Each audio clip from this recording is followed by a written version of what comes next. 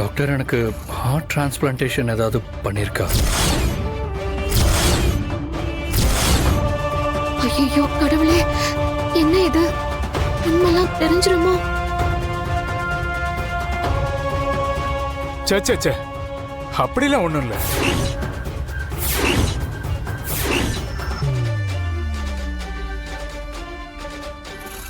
அது உங்க ஹார்ட்ல சின்னதா ஒரு ப்ராப்ளம் இருந்துச்சு. அது ஒரு சர்ஜரி மூலமா சரி பண்ணிட்டோம்.